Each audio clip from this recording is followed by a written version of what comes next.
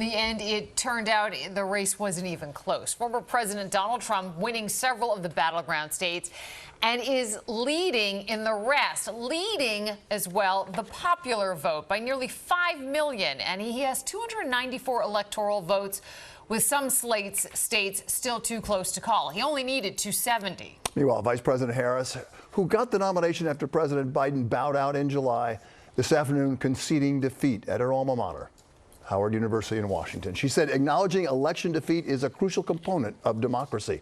Meanwhile, Mr. Trump claimed victory last night at a rally in West Palm Beach. President Biden called him today and promised a smooth transition. But the big question remains, how will Donald Trump lead this divided nation for the next 4 years? We begin our coverage tonight with Eyewitness News reporter Torres. He is in the newsroom. Joe. Liz and Bill, Kamala Harris did this afternoon what she could not bring herself to do early this morning: concede defeat to the man who on the campaign trail questioned her intelligence and called her crooked and crazy.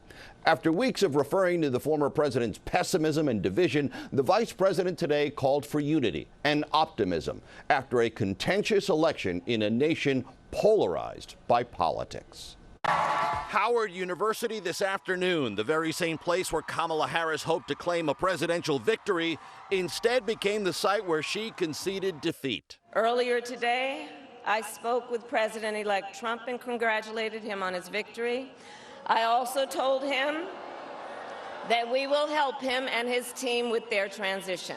The vice president's dream of becoming our nation's first female president shattered by a voting public seemingly unmoved by her economic vision and unfazed by her opponent's incendiary rhetoric. While I concede this election, I do not concede the fight that fueled this campaign.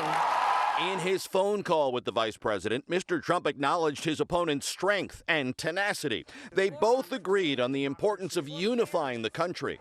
Together, we're going to unlock America's glorious destiny. We're going to achieve the most incredible future for our people. And the belief in that future is clearly displayed on the electoral vote map, an ocean of red between two coasts of blue. The success is going to bring us together, and we are going to start by all putting America first. We have to put our country first for at least a period of time. If you looked at this election purely through the lens of what's the economic situation in the country, you would have said there's no way the incumbent party can win.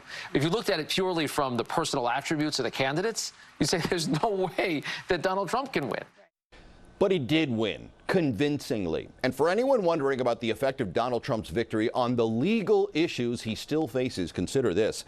ABC News reports the man who Mr. Trump promised to fire on day one of his new administration, Special Prosecutor Jack Smith, is now examining ways he can end his prosecutions of the former and now future president, a decision based on Department of Justice policy that a sitting president cannot face criminal prosecution. As for Mr. Trump's sentencing in the falsifying records Stormy Daniels case, that sentencing remains scheduled for November 26th.